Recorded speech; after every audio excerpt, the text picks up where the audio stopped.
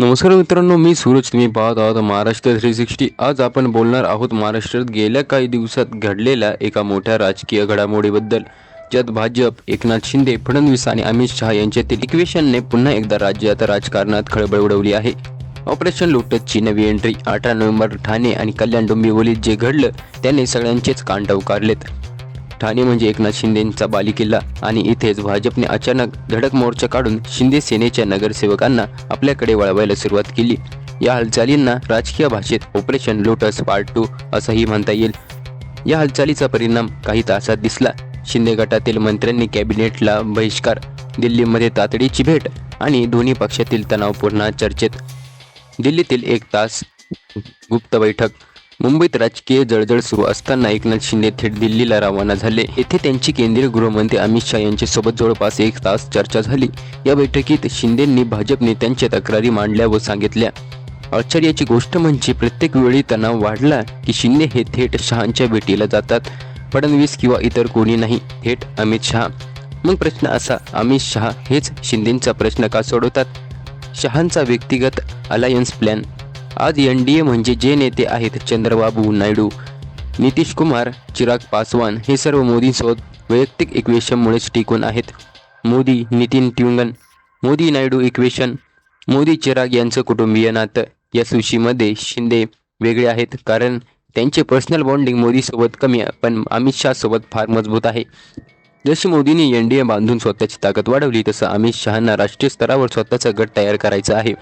शहांना असा नेता हवा जो भविष्यात त्यांच्यासोबत उभा राहील, ज्यावर ते विश्वास ठेवू शकतील आणि जो राज्यात आपली पकड राखू शकेल. हा रोल शिंदे चांगल्या प्रकारे बजावू शकतात. फडणवीस यांच्यावर चेक अँड बॅलेन्स. हा भाग अत्यंत महत्त्वाचा आहे. महाराष्ट्रात फडणवीस यांची पकड मजबूत आहे. संघाचं समर्थन, पक्षातील अढळ स्थान आणि दणकट नेतृत्व यामुळे त्यांचं नाव राष्ट्रीय कारभारासाठी घेतलं जातं. पण फडणवीस भविष्यात राष्ट्रीय नेतृत्वासाठी दावेदार झाले तर अशा वेळी अमित शहा यांना हाच नेता प्रतिस्पर्धी ठरू शकतो. त्यामुळे शहांना एक काउंटर बॅलेन्स हवा. पण इथे एकनाथ शिंदे उपयोगी पडतात. एकनाथ शिंदेंना मजबूत ठेवलं तर फडणवीसांना महाराष्ट्रातच गुंतवता येतं. फडणवीस केंद्रात पूर्णपणे डॉमिनेट करू शकत नाही. शिंदे इनडायरेक्टली शहांचा पॉवर बॅलेन्स सांभाळतात.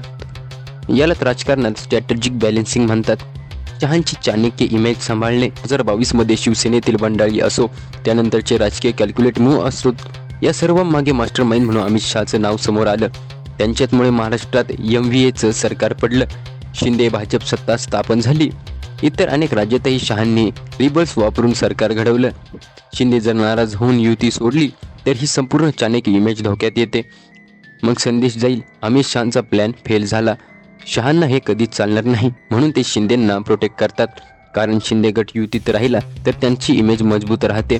एकतर्फे इक्वेशन नाही. शिंदेंनाही शहाची गरज आहे.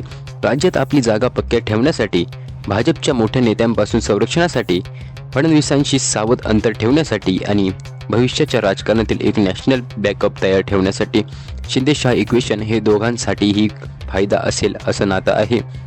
मग पुढे काय?